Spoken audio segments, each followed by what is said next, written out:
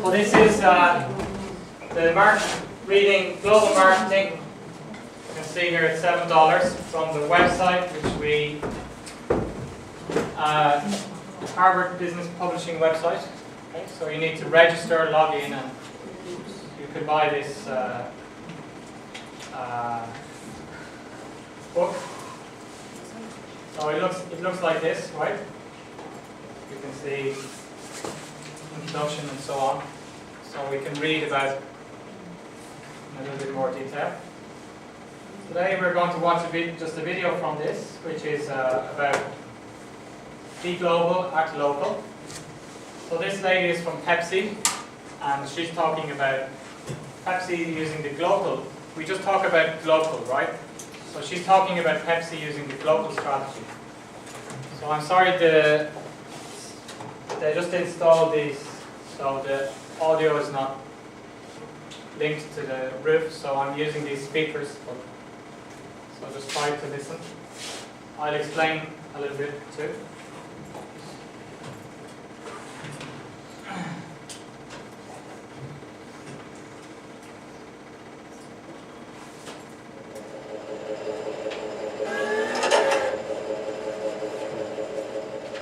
Which companies do better? Those that have a great global strategy, offering everyone in the world the same product, or those with a local strategy, tailoring products to different markets? I've spent the last 3 years thinking about these issues at PepsiCo, and in my opinion, you need to pursue both global and local strategies to drive your company's growth. That's because a purely global strategy doesn't maximize opportunities in local markets, and a purely local strategy doesn't take advantage of your company's economies of scale. There's a middle ground called global, which leverages both to increase revenue and reduce costs. To be global, you need to think carefully about your organization strategy and your business strategy. And you need to decide when to leverage local variation and when to leverage global scale. First, let's talk about organization strategy. This is all about how your corporate headquarters and local business units work together and make decisions. In companies with a purely global strategy, headquarters has all the power and pushes decisions out to the local markets. In ones with a purely local strategy, headquarters consolidate all the different strategies coming from the local markets. A global organization strategy calls for a matrix structure. Leaders from headquarters and local business units both help to shape the overall company's business strategies. This requires a lot of coordination, but it pays dividends. Once your organization is global, you can develop a global business strategy. At PepsiCo, we have 400 plus brands around the world, but we've chosen 12 of them to be mega brands like Pepsi Soda and Lay's potato chips. These brands will have a global innovation platform and marketing campaigns. But how we support these global brands in different markets depends on each brand's local position. And that depends on things like the brand's market share, the nature of the competition, and the brand's growth potential. For example, suppose a brand has a strong growth potential but limited market share and tough competition in a local market. In this case, we might want to invest heavily in supporting its growth by directly attacking its competitors. When you bring together global focus and local execution, you reduce costs thanks to scale. And you boost revenues by growing your brands in local markets. Go local, and you change the game of global business.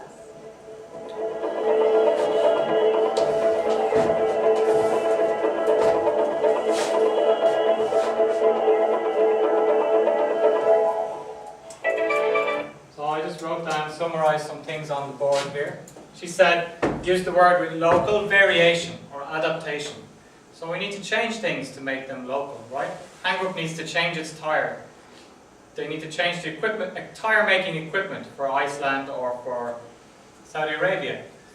But we also want, she mentioned economies of scale, right? You can get some advantage from economies of scale, so they don't want to lose that. So they said with global, the headquarter has the power. Headquarters make all the decisions, right? I know best, top-down type of way, right?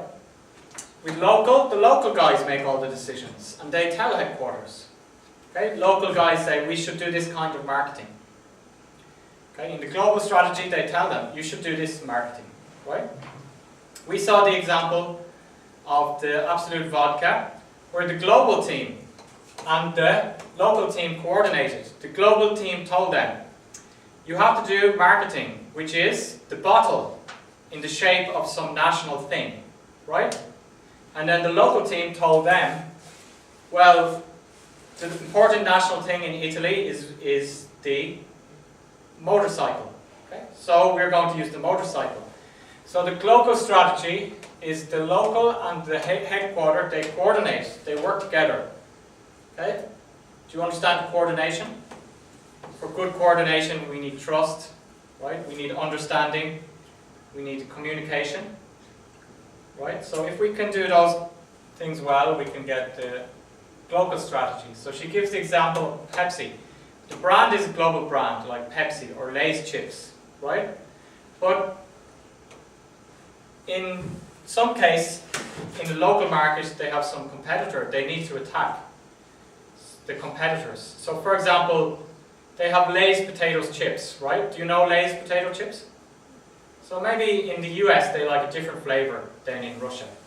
So they have the same brand and the same packaging, but just change the flavor for Russia.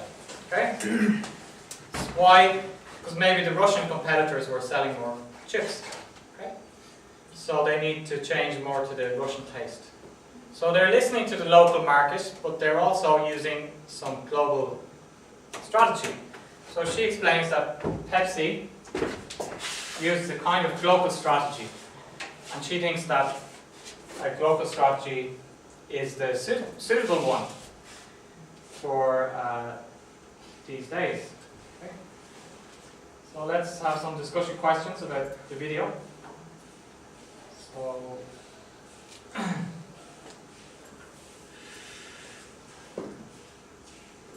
discuss with your partner. What is the advantage of a global strategy? What is the advantage of a local strategy? Why does the lady from Pepsi like a global strategy? Okay, so discuss with your partner.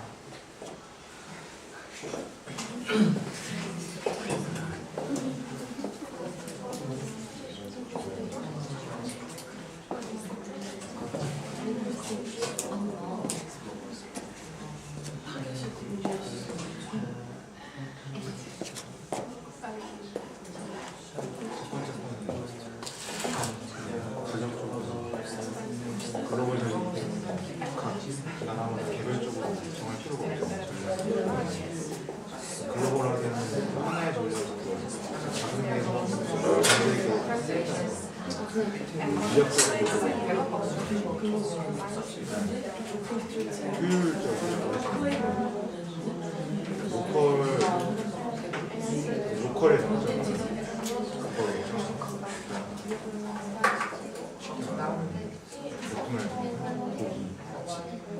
그 나라의 모든 사람들의 니즈를 다 충족시킬 수 없기 때문에 개별적으로 하게 되면 글로벌적인 전략을 했을 때 놓치게 되는 로컬 스트레이트를 쓰면 잡을 수 있습니다. But if they want to make a different brand and packaging for every country, they have to pay somebody to make a brand design packaging in every country. But they make one for the whole world. They don't have to pay a graphic design. 어떤 면에서는 이제 They don't have to pay the guy who has the idea. 디테일한 부분에서는 로컬적인 부분을 제가 배운 게 Brand is one example, but for a manufacturing company, it's more obvious, right? You just make the one type of tire, you only use the same equipment. But if you need to make a different tire for every country, you need different equipment.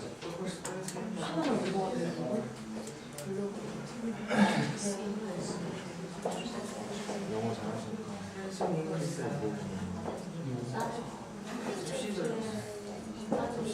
유럽을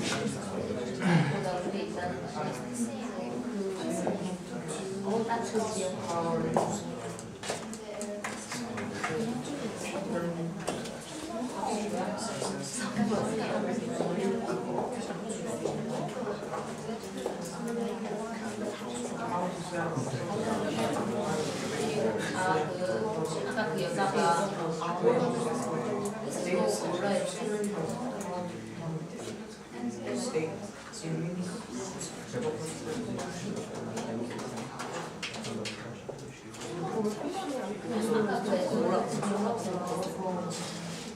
그 같은 병인데 그게 가장 이상적이에요. 글로벌 전략. 색을 넣어서 글로컬 전략 자체가 가장 이상적인 글로벌 그게 글로 Okay, so let's check. 두 가지를 다 합친 게 글로컬이에요. So let's start with these two guys here. What is the advantage of a global strategy? So we can cut the cost of the fees that we paid in over the world system, and we use the same equipment and something like that. So we can use the same equipment, Yeah. right? We don't have to get a lot of different types of equipment Yes. to make a customized product, Yes. right? We can save money. We can use the same staff, we can use the same graphic designer. Do you understand graphic designer? Yes, or we don't have to come up with a brand, it costs money, right? We don't have to make a new brand for every country. So we can, mainly a global strategy is economies of scale, sums up all of that, right? So next, what is the advantage of a local strategy? Hmm? Oh, sorry. Advantage is that you can see the customers from very close view, and you can observe them and see their preferences and tastes, so you can adapt better to the competitor environment and sell more products. Okay, so you can adapt better to the environment, sell more products by meeting the local taste and what people want locally. Okay, especially in comparison to the competition, right? Local competition might understand the people better, then your company could have a problem. So you can't just ignore, especially for certain types of products, you can't ignore the local strategy. Okay, and then over here, we saw the video with the lady from Pepsi, and she says that they use a local strategy for Pepsi and Lay's chips. Why does she like the local strategy? I think local is mix the global and local, so have the most advantage. Yes, you can get advantages of both. Yes. Okay, so we can see that they can save money on the brand, right? Packaging and the brand and so on. In the headquarters, they can decide a certain amount of things to save money. But then each market they can look at individually. Some markets maybe they don't need to change very much. But some markets they have very tough competition, then they need to change more, right? Spend more money to customize the product. So that is the kind of idea. The coordination is important between the headquarters and the local offices. So this is the overview of the course. So let's move on to, we can start today talking about the week 2 topic, which is competing in international markets. This is the first area of the course. So we're competing in international markets. We're talking about our company, the industry and the competition, and the market's culture, the market's economy, the market's political situation. So we'll start with our own company. So the key question for competing in international markets is, should our firm enter the international market? This is the question we need to answer. Should we go to this market or not? Okay. Should we enter Russia or should we enter Germany or not with our product or service? So we have to consider our own things, what's good for our company. We can't ignore the competition or the industry, right? We have to look at that, and then finally we look at the market. So inside the company, important thing is how are we going to grow? We also saw the lady from Pepsi mention this. It's important every company has to make a strategy. Strategy is a plan or decision about how we are going to grow. An example is Xerox. Do you know Xerox? They make a photocopying machine, right? So Xerox was the first company to invent the photocopying machine. They sold a lot of photocopiers. And then they had the patent of the way they photocopied. Once they had sold so many copiers in the United States, they can't sell anymore, right? They say the market is finished in the United States. We already sold photocopiers to everybody that needs a photocopier. So how are we going to grow? Right? So we can go abroad. We can diversify. Xerox also decided to diversify. What does it mean to diversify? Make more products, more kinds of products. Yeah, make different types of products, right? So Xerox started making fax machines or another type of product that they can grow. So we'll think about that. The advantages to the company of going international and the challenges of going international. So we just mentioned this. How is a firm going to grow? We can acquire a smaller company. Okay, so if we look at Microsoft, they had a strategy of acquiring a lot of companies, right? We can diversify, add a new type of business. Vertical integration. So I should explain vertical integration. So if we have a paper company, we need to, first of all, we have trees, right? Then we make pulp from the trees. Then we make paper from the pulp. And then we make a notebook from the paper. So, is this line vertical or horizontal? It's a vertical line, right? So when we're talking about production like this, different stages, we talk about it's vertical. We do it this way, not this way, right? So, let's say we're a notebook company selling notebooks. So we just buy the paper and make notebooks, right? So if we were to do vertical integration, what does that mean? What would we do? Can anybody tell me? We make paper and notebook together. Yes, we buy the paper company. Okay? This is also called upstream or downstream. It's also referred to as stream. Do you understand stream? Stream is like a small river. Okay? So upstream is here, and then downstream is here, right? So here you're going to have a lower number of products and finally a high number, right? So we'll move back upstream. Vertical, also called vertical integration. Vertical integration can also go this way. The tree company, cutting down the trees, logging company, they can buy the pulp company. Pulp is before you make paper. Okay? So this is vertical integration. So a company can grow like this. Okay? To take on more ownership and control of the parts of its production and supply chain. So this was one of the first reasons for MNCs. British MNCs used to go to Argentina or Malaysia because they were making, for example, the British company was making tires, but they didn't own the rubber. You need rubber to make tires, right? So they went to Malaysia, they were ordering the rubber from Malaysia, and they integrated upstream. They decided, we want to own the rubber company too.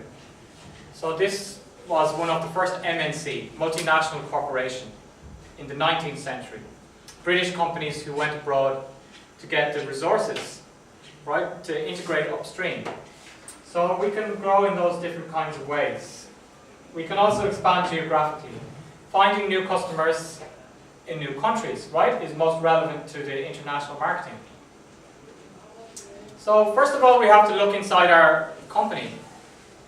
As I said, Xerox decided to diversify. So the company has to decide, is this the way we want to grow? Do we want to grow by expanding in new countries? Or is it better for our country to grow just by diversifying or acquiring another company, right?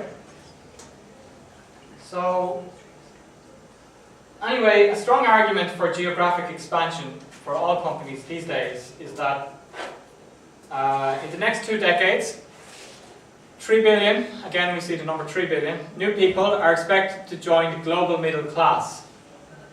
What is the global middle class? It's hard to define, but let's say these days, in the future the number will be different, but these days the number is about $10,000, okay? So anybody who earns in excess of $10,000 is kind of a global middle class, okay? So in China, in India, right now, there are a lot of people who earn less than $10,000 a year, right? So India and China together just has a population of 3 billion. So we're going to see a lot of these people will be moving up in the next 20 years into the global middle class. So as many as 3 billion.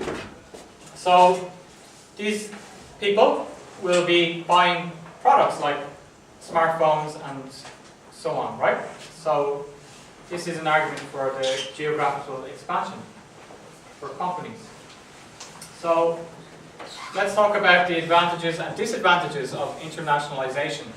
So if we go international, we have more customers. We can use economies of scale, economies of scope. We'll look at the definition next. Transfer of skill and technology. So my company goes to another country. I learned some new technology there, or new skill. We can get, brand name will be better known if we go international. Find new strengths in our own company. Diversification of risk. So this means that we saw this in the recent global financial crisis. These days, a lot of the leading US companies, about 50% of their business is done outside the US. So if you look at Microsoft, what percent of their customers are in the US? What percent of their customers are in the rest of the world? So let's say it's 50% in the US, 50% in the rest of the world, right?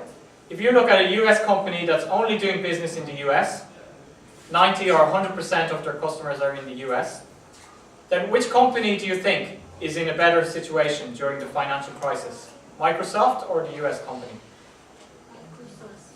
Microsoft, right? The financial crisis was affected more strongly the UK and the US, right? So the company which is just doing business in the US lose a lot of money, right? They have to fire people and so on. But companies like Microsoft, a company like Nike or McDonald's, which is a very global company and do a lot of business in the rest of the world, their stock price didn't go down so much, right? Their profit was maintained. So another example or advantage of going international is that if your country has a crisis or area has a crisis, you still have customers who live in a part of the world which doesn't have a crisis and will be able to maintain your business better. So something perhaps we didn't explain from here, economies of scope. So the average total cost of production decreases as a result of increasing the number of different goods produced. So for example, Procter & Gamble, they can afford to hire expensive graphic designers who will work across all the product lines. So Procter & Gamble can pay a very high salary to a graphic designer, and they will sell their different products in different countries, and this graphic designer can work on all of those products. Right? This is more specifically called economies of scope. A little bit similar to economies of scale. So, is internationalization? It looks all good here, right? There's also some problems with internationalization. Communication. It's a different language, a different culture, a different way of doing things. Logistics. How are we going to get our products there?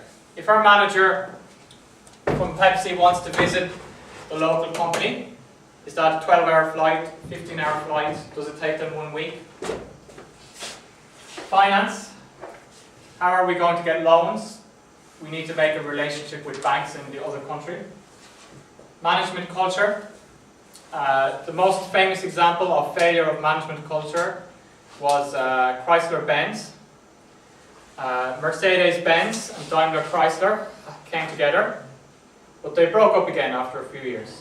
because the German and the US management culture was so different. They couldn't work together, right? The German management culture, everything had to be planned in advance. Is Denmark a little bit like Germany? Well, like culture? 3 to 5 years, I would say, in advance. But now they're going to American. Because they really try to adapt the American way of doing things. But it's not like Asia 100 years ago. And Okay, so not that similar to I Germany. would say it's more similar to American style. More A similar. few years ago it was still like German style. Yes. Also in Ireland they say the same thing. Ireland is closer to the USA than Germany, right? Much closer to the US style than Germany. German style, I guess, is more similar to Korean or Japanese style. Everything should be planned properly and written reports, right? And so on. And in Irish and American business culture, people are more work on their intuition. Just, I feel like that's a good idea, so I'll do that, right? Or they just go and do something by themselves without making the proper reports and checking with the management, right? But the Americans got frustrated with the Germans because the Germans always wanted reporting and planning and a lot of paperwork, and they didn't like when the Americans did something that they didn't have permission from their boss, right? And the Americans got annoyed because they thought the Germans weren't using enough initiative. Do you understand initiative? They weren't coming up with enough ideas or trying enough new things or that kind of way, right? Which one is better, German or American? Which country has a better economy, Germany or the US? Right? They're both about equal, right? So the point is we can't say that one culture is better than another culture, right? Can we say that Japanese culture is worse than UK culture? Is the UK that more successful than Japan, that we can say that kind of thing? No, we can't, right? So all we can say is that the culture is different. So we can have this kind of problem, like we saw with Chrysler, Benz, also of the management culture between the local, perhaps, office and the headquarters. So that's why the coordination is very important. So the question is then, what about the research? What does the research say about companies generally? Is it more advantages or more disadvantages of going abroad? For looking from the company's point of view. So we had this paper on manufacturing firms in Italy. They studied the changes to the firms following setting up foreign subsidiaries. So they studied the different companies. Italian company which only does business in Italy. Italian company which was always an international company. Can you think of any international Italian companies? The scooter one, Vespa, Vespa, Fiat. Fiat. Do you buy any Italian products? Ferrari. Ferrari. Italy is famous for design, right? Design, so fashion and cars, that kind of luxury cars. Handbags, right? Do you have any Gucci handbags? Not yet. In another few years. Okay. So, anyway, they looked at all the different types of companies, but the key one was they found some companies which had just started to go international, right? They just set up some foreign subsidiaries. So they focused on these companies or firms investing abroad for the first time. So what was the conclusion? The multinational enterprise, first of all, the multinational enterprises always performed better than the companies which were just in their home country. Okay? So both the always multinational and the new multinational, they performed better than the national company. So they found that investing abroad significantly boosts the performance at home. So if we go abroad, even our home performance starts to get better. Okay? Growth, productivity, output, all accelerate after investment. So the company grows quicker, has more productivity, means produces more with less resources, and output is all improved. So if we go back to the advantages, we can see that they mentioned in this one the transfer of skill and technology. The company learns a new skill, they learn a new technology, right? So if we look at the example of Cemex, which was a large concrete company from Mexico. Do you understand concrete or cement? Cement, this is made from cement. The wall is made from cement, right? It's building material, okay?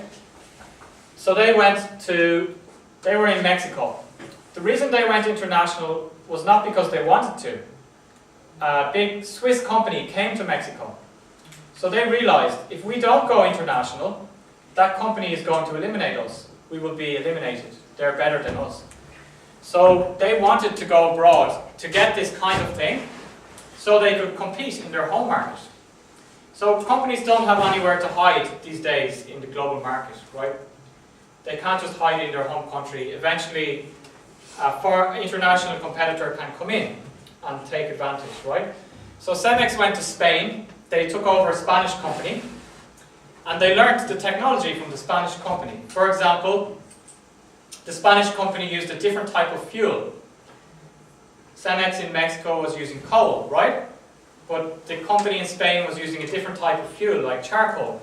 So the cost of the fuel was cheaper. So Cemex was able to learn this skill. They were able to improve their company. And they also went on to make acquisitions in other countries like the Philippines, South America, the United States. And they were quite successful, right? Now they're the biggest company in the US market for the building supplies.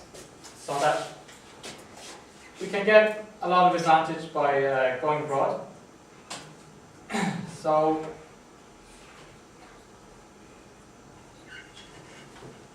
discuss with your partner what are the main advantages and disadvantages for a firm expanding internationally.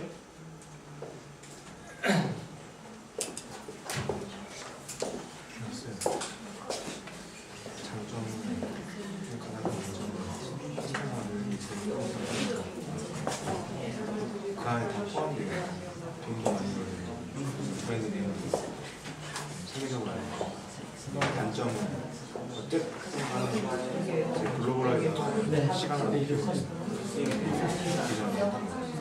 근데 이제 실패로 끝나면 점수고 그러니까 단점이긴 한데 성공했을 때는 상관이 없지만 성공이 실패하고 나중에는 일단은 시간을 그게 제일 큰 거죠. 전 그거 따면 좋겠다.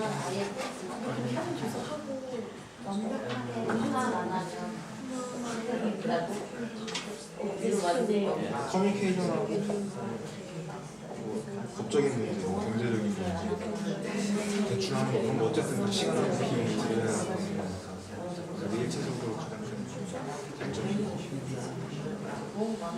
Okay, so let's ask this group here. Yeah? You guys?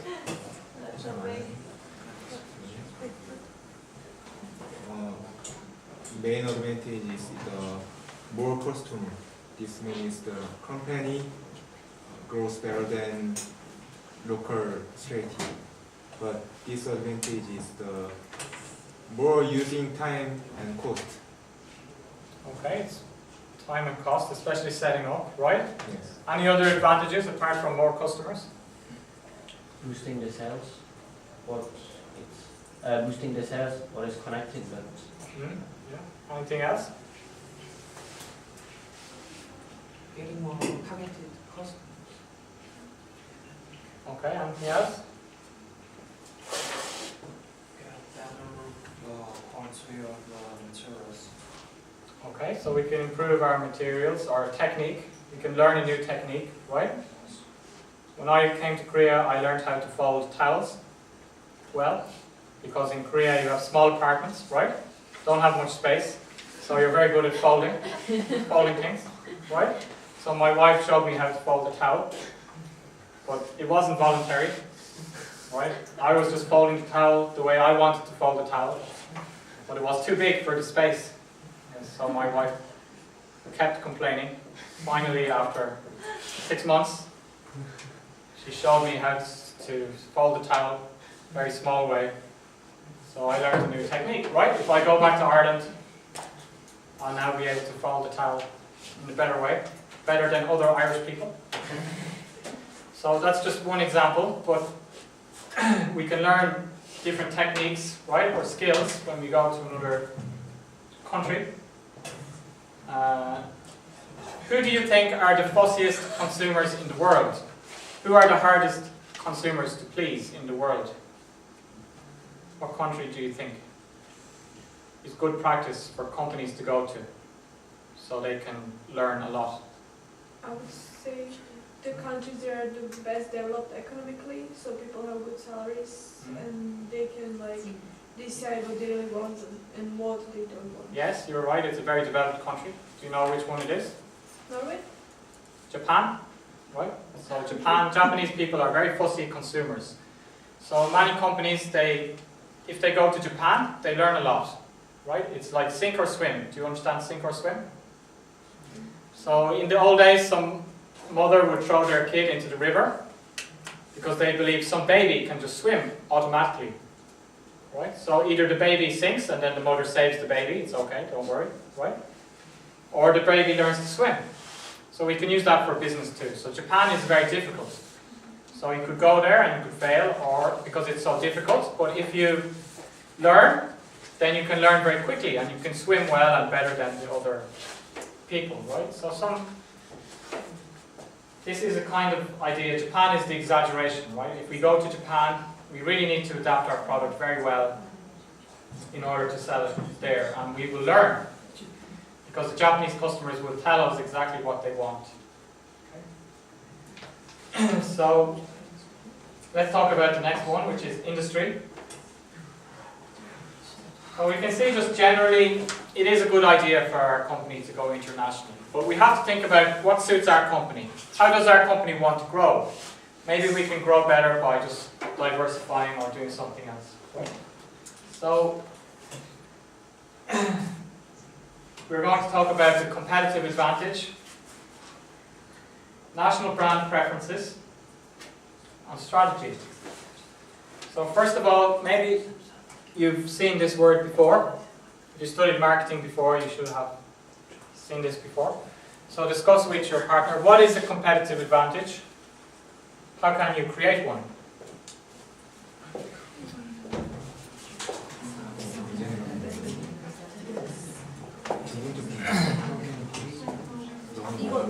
이걸 어떻게 만들었어?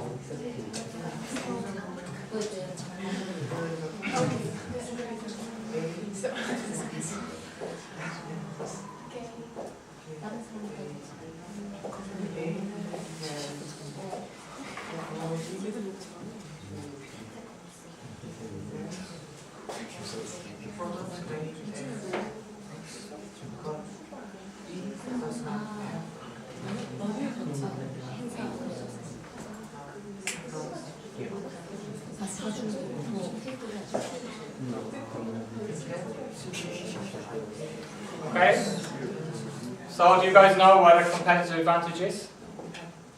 Have you seen this word before? I'm better than other companies. Yes. The time I have a competitive advantage. Yes. So normally, how do you have a competitive advantage? How can you make a competitive advantage? In what way are you better than another company? Lower price? Yes. Low cost. So you could pay lower wages to your employees. That's one choice, right? Yes. Or the opposite side, you have higher quality products than your competitors. Okay. So how can you make? Even if you are like more expensive, you provide more quality. And it can be even like low quality, but more expensive, and it still may be advantage because people may think it's really like your product. Okay. Right. So how can we create, in that case, how can we create better quality product? You make analysis of your company, of your competitor company.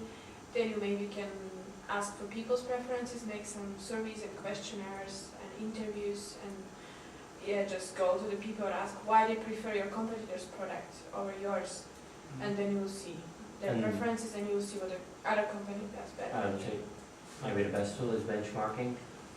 Yes. You know, Yeah. Benchmarking, comparing with another company, right? Yeah.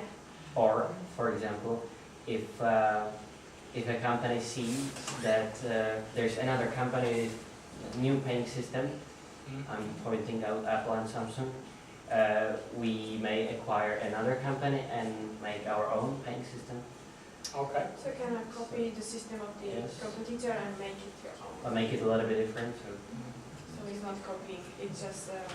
inspiration. Okay, so copying another system and making better, a little bit? Or checking Maybe about not We it? can call it inspiration or. Yeah. Maybe not better, but same but a little bit different. Or Okay. There's a famous story in history of the Romans. The Romans, when they first went international, they weren't a company but military, right? They went to Sicily. Sicily is an island of Italy. Italy is like a boot, right? Sicily is here. North Africa is here. So there was a big city in North Africa called Carthage. They had a very big navy. Navy is a lot of ships. They had been doing that for hundreds of years. They had by far the best navy. The Romans were just on land. They didn't know anything about the sea, really. So the Romans came to Sicily, and they took over all the land, but they couldn't take the port. Do you understand port? So the Romans had a problem. So one guy said, let's make a navy and beat the Carthaginians in a naval battle, and then we can win, right? Then the other Romans looked at him and said, are you crazy? The Carthaginians they have a massive navy, they've been using the sea for hundreds of years, they're experts at the sea, but we don't know anything about the sea. How can we do that in just a short time? Right? So the Romans were masters at positive thinking. So this general said, we're going to do that. In 6 months, we're going to make a navy and defeat the Carthaginians. Right? Sounds kind of impossible. But anyway, the Romans did that. They cut down the trees. They found a Carthaginian ship. They copied the ship. They made some new innovation, which was a plank, which goes from one ship to the other ship. Because the Romans were very good at fighting in close fighting. So they wanted to do close fighting. So they made innovation, which was a board which came from the front of their ship and landed on the other ship. Then they crossed on the board and attacked the Carthaginians. So maybe that's a little bit of an example, right? So the Romans then defeated the navy and went into North Africa and started their empire. So it's also a story about showing that anything is possible, right? If you think it's hard to learn English, then imagine you're a Roman guy standing there, and in 6 months you need to build a navy and defeat a country which has been doing that for 500 years, right? So these are the two main sources of competitive advantage. So first one is a similar product at a lower cost. The second one is a price premium from a unique product. This is called cost advantage. This is called differentiation advantage. So, can you give me an example of a product which is cost advantage? Yes? Any products you need for your daily use, like food and this stuff. So any product you don't, is there any product you just look at the price and you don't think about anything else? Xiaomi electronic product. Hmm? Xiaomi, Chinese brand electronic. Okay, they're looking for a cost advantage, right? They want to sell a similar product but at a low cost, right? So, what about differentiation advantage? Can you give me an example of differentiation? iPhone. iPhone? So what's different about the iPhone that makes me buy that? What's unique? Design. Design, it has a unique design, okay? So, we have to put our product on this called product positioning map. So we have to understand where are we and where are our competitors, right? So we usually have quality and price on this graph. So I don't know if you know these brands. Do you know these brands? Gap or Zara or H&M, Benetton, right? So they're put into different place. So Benetton is high price, okay, and also quality is okay. But here Zara is the same quality as Benetton, but lower price, right? According to this graph. So you can see more exactly if you use this kind of product positioning graph where your competitors are. Right? It's more clear. And where are you? So we're doing a marketing research plan at the end, right? So this would be a useful thing to put in your plan. You're looking at the industry, at the competitors. You have a product or a company. And where is your product compared to the competitors? Looking at your advantage. It's called product positioning map. Do you agree with this map? Do you shop at H&M? Is H&M low price? No. But quality is okay? Quality is no. It's lower. Quality is lower than Zara. Here the quality is lower than Zara, but still okay. Do you know Bershka? Yes. Yes. Is that low quality Yes. and low price? Okay. I won't ask which clothes you buy. Right? Depends on the person, but we have to see where we are. So this is called the Porter value chain. So Michael Porter has done a lot of research about strategy, competitive advantage. Okay. So he made a value chain. This can be different for every company. This is just an example. So you have to list your activities. Activities is what you do. He grouped them into primary and secondary activities. Okay? Primary activities, he says, is inbound logistics, taking the products to your factory. Operations, like in the factory, manufacturing the product. Outbound logistics, sending the product to the shop. Marketing and sales, right? And after service. After service. Then, support activities, human resource management, who should we hire, how can we train our staff, technology development, are we getting some new technology, okay? Procurement, buying some better quality things. So he says we need to look at these activities and find somewhere where we can be better than the competitor, right? If you look at all these things and you say, I'm not better than the competitor in anything, right? Do you have a competitive advantage? Kind of a trick question. Maybe you have a cost advantage, right? But you don't have a differentiation advantage. In that case, you look at your company, other companies are doing these things just as well or better, then you have a little bit of trouble. You have a couple of choices, right? You have either reduce the cost of your product, find some way to reduce the cost, right? Or you have to improve something, improve this, find some innovation or way to improve this. So this is a big problem for companies. And especially these days, the market is moving very quickly. And we have countries like China is coming on much more quickly than people expected, right? So you could be working for a Korean company producing something.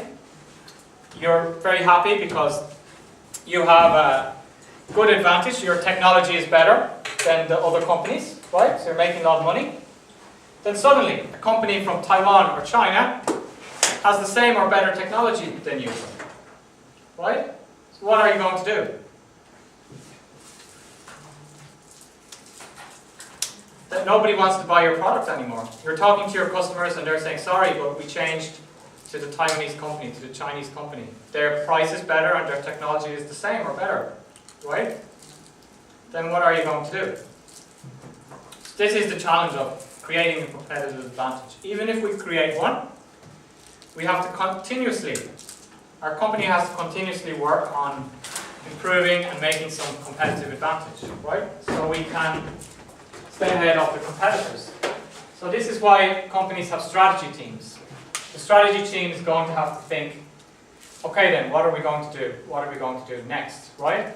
But what the strategy team is going to ask the marketing team to do, which is relevant for the marketing, is you have to go out and find out these kind of things by talking to the customers, right? Finding out what do you want, what do you need, that kind of thing, right?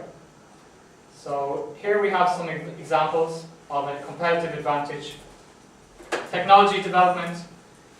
We are doing very quick product development, unique features. Training. For example, we train our customer service very well. So our company has better customer service. Okay? Our marketing and sales. We can also have an advantage in marketing. Marketing team is also involved here. If you do a good job as the marketing team, that can be a competitive advantage for your company, right? As you said, there may be some product which is just a higher price but not better quality, right? And if you're working on the marketing team in the company, they may put pressure on you in that case. You might tell them, hey, there's a new company from China which is selling product which is better than our one at a cheaper price. What can I do? I can't sell the product, right? What are they going to say to you? Just give up? No, they're going to say, no, do marketing better, right?